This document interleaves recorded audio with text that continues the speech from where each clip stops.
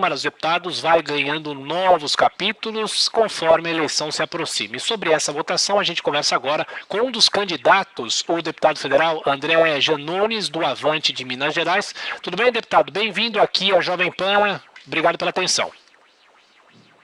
Bom dia, Tiago. Bom dia, Adriana. O prazer é todo meu e estou à disposição. Deputado, o senhor classifica a sua candidatura de que maneira? Muitas vezes um parlamentar que teoricamente não tem chance de ganhar uma eleição como essa é muitas vezes intitulado como um anticandidato, uma anticandidatura. O senhor se classifica assim também ou quais seriam as chances do senhor conseguir os votos de parlamentares nessa disputa? Minha candidatura é uma candidatura popular, uma candidatura que vem do desejo de uma boa parcela da população e ela vai medir, eu tenho dito isso em vários canais de comunicação, que a minha candidatura ela vai medir o nível de descolamento do parlamento brasileiro com a sociedade. Nós temos aí uma candidatura avalizada pelo atual presidente da Câmara, Rodrigo Maia, temos uma outra candidatura avalizada pelo Palácio do Planalto e a nossa candidatura que ela é avalizada por uma grande parcela do povo brasileiro. O que não dá mais é para a gente continuar ignorando a voz que vem das ruas. Só a título de exemplo rápido, quando o presidente Bolsonaro assinou a MP número 1000, que na prática reduziu o valor do auxílio emergencial de R$600 para R$300, a gente conseguiu, através de uma transmissão nas redes sociais, um recorde mundial. Né? Uma transmissão que até hoje detém um recorde mundial de acesso nas redes sociais. Foi a live mais assistida do mundo. E qual o reflexo disso no parlamento? Zero, nenhum. Acho que a nossa democracia, se ela está de fato amadurecida, ela exige que o clamor popular, que a voz que vem das ruas, tenha algum peso no parlamento, que ela ecoe no parlamento. O que eu estou propondo aqui não é uma eleição para a presidência da Câmara dos Deputados direta, onde a população decida quem é o presidente da Câmara. Não é isso que eu estou propondo. O que eu estou propondo é que a voz do povo, que o clamor popular, que a voz que vem das ruas, ela tenha algum peso em uma decisão tomada pelo parlamento. Então, eu acho que o amadurecimento da nossa democracia exige isso. Deputado, agora a pergunta chega justamente de Brasília com José Maria Trindade, que deve estar na 30ª eleição para a presidência da Câmara e do Congresso, né, Zé Maria? Já acompanhei várias. Deputado, isso aqui é uma divisão em capitanias hereditárias, né? A gente vê que cada candidato ali aos cargos da mesa diretora quer um naco do poder no Congresso Nacional, no governo e na Câmara. Todo mundo quer saber de que lado vai ficar o poder.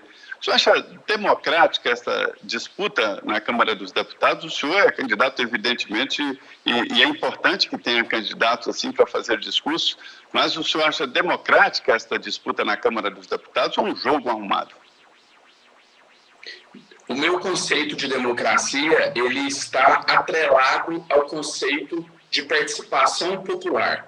Eu sempre utilizo a frase de Abraham Lincoln, segundo o qual a democracia é um governo do povo, com o povo e para o povo. Eu até tenho visto alguns colegas, já vou até adentrar um outro tema aqui, defendendo o voto secreto, sob a justificativa de que ali o deputado é, na verdade, um eleitor, e que ele, agindo como um eleitor, ele teria o direito ao sigilo do seu voto.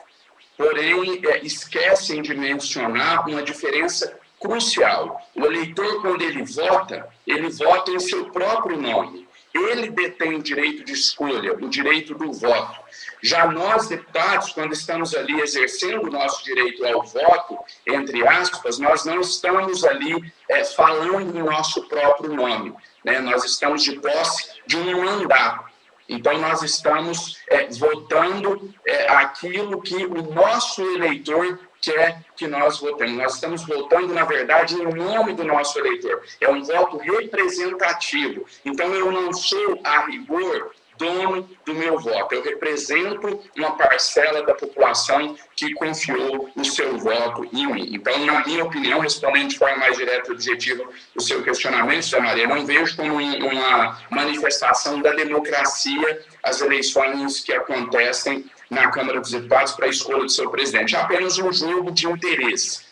né, até minha primeira legislatura, e nas eleições passadas, há 2 anos atrás, eu vi alguns colegas deputados entregando santinhos, fazendo boca a boca, como se fosse uma eleição tradicional, e eu confesso que até hoje eu não consigo entender se isso é ingenuidade de alguns achando que vai conquistar voto dessa maneira. É um jogo de interesses, um jogo para saber quem consegue a liberação de mais emendas, para saber quem consegue mais cargos no alto escalão do governo e na própria Câmara dos Deputados. Então, não guarda qualquer semelhança com o conceito que nós temos de democracia. E, deputado, como o senhor imagina uma agenda ideal para a Câmara dos Deputados nesse primeiro semestre? Existem vários assuntos importantes pendentes, como, por exemplo, as reformas tributária e administrativa, privatizações, o possível retorno do auxílio emergencial. O senhor parece, inclusive, que é a favor disso, e até mesmo mais de 50 pedidos de impeachment contra o presidente Jair Bolsonaro. Eu acredito que a pauta da Câmara dos Deputados tem que ser aquilo que é de maior interesse para a sociedade. Infelizmente, nos últimos anos, o debate, não só na Câmara dos Deputados, mas até mesmo em uma parte da imprensa, nas redes sociais, enfim, vários meios de comunicação, ele tem sido tomado por pautas ideológicas, por pautas de costumes, e as pautas que realmente fazem a diferença na vida da sociedade têm ficado em segundo plano. O slogan da minha campanha é "A pauta é o povo". Pode parecer um tanto populista, mas quem está me assistindo de casa sabe exatamente o significado dessa pauta. O exemplo que você acabou de colocar do auxílio emergencial é um deles. O auxílio emergencial não é pauta de direita, não é pauta de esquerda. Você tem eleitor do Bolsonaro passando fome, sem emprego, sem renda, assim como você tem eleitor da esquerda. Então, eu acho que a Câmara dos Deputados tem que priorizar na sua pauta aqueles assuntos que são de interesse da maioria da sociedade, que conseguem unir o todo. Reforma administrativa, a gente precisa adentrar essa discussão, iniciar logo, colocar para ser votada, mas após um amadurecimento, uma maior discussão entre o parlamento e entre a sociedade. A gente precisa contar para a sociedade que a defesa de altos salários, né, porque, na verdade, quando uma parte da esquerda se diz aí defensor dos pobres e oprimidos, não é bem assim, né, defensor do trabalhador, mas eles não contam o prejuízo que os altos salários representam para o orçamento do nosso país nos dias de hoje. A gente precisa enfrentar uma reforma tributária, mas uma reforma tributária corajosa. Uma reforma tributária não como foi a reforma da Previdência, que só prejudica os que mais necessitam, mas uma reforma tributária que coloque o dedo na ferida, que de fato promova uma maior distribuição de renda, né, que promova uma justiça social no nosso país. São temas que, justamente, voltando aqui à pergunta do José Maria, se aquilo ali é realmente uma eleição democrática,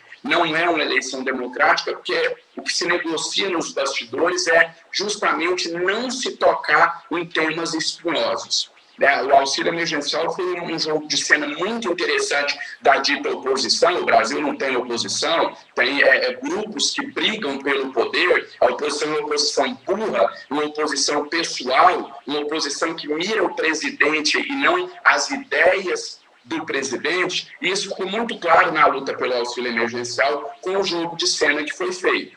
A esquerda não tocava no assunto auxílio emergencial, a oposição não tocava nesse assunto. Aí, quando eles viam que não tinha mais chance da NPI ser pautada, aí eles começavam com as suas bravatas na tribuna pedindo para se pautar o auxílio.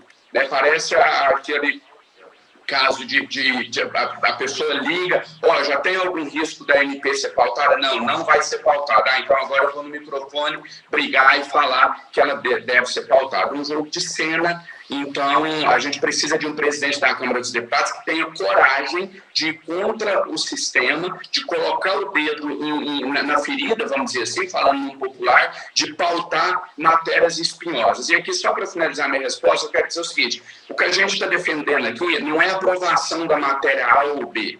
O que a gente precisa é de um presidente da Câmara que não coloque em pauta só matérias que eles sejam favoráveis. Como eu sempre tenho dito, existem N motivos para você defender que o Brasil não tem condição de pagar um auxílio permanente ou de pagar um auxílio emergencial. Você pode invocar responsabilidade fiscal, você pode dizer que as contas públicas estão defasadas, que as contas não fecham, enfim, tem N justificativas. Agora, para não se debater o assunto, não há justificativa. Quem é contra, por exemplo, pautar o auxílio emergencial, que utilize a tribuna da Câmara dos Deputados, mostre os números, faça as contas e explique para o seu eleitorado e para a opinião pública por que é contra. O que não dá é para continuar se escondendo de temas não populares, vamos dizer assim. Deputado, só para a gente fechar rapidamente, nós vivemos uma pandemia e tem essa disputa e a tentativa de finalmente imunizar a população. E os jornais aqui de São Paulo trazem hoje algumas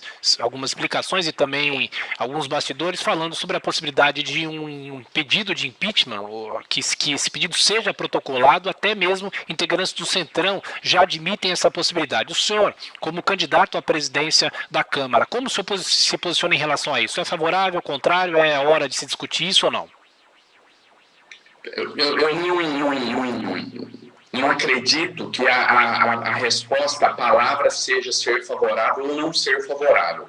Ninguém pode se dar o direito de não ser favorável a um pedido de impeachment que tenha fundamento jurídico, que narre um crime de responsabilidade cometido pelo presidente da República. Da mesma maneira, ninguém pode ser a favor de um pedido de impeachment que não contenha a descrição de um crime de responsabilidade. Então, caso nós consigamos a vitória e cheguemos à presidência da Câmara dos Deputados, nós vamos analisar. Se houver a narrativa de um crime de responsabilidade, nós vamos pautar o pedido de impeachment. Assim, o que não dá mais é para a gente entender o seguinte: olha, a gente vota no presidente da República, se a gente não estiver satisfeito com o governo dele, é só impeachmentá-lo. Não é assim. O brasileiro, nós precisamos ter mais cuidado na hora do voto, porque quando a gente vota em alguém que não está à altura do cargo, você não tem nisso justificativa para que esse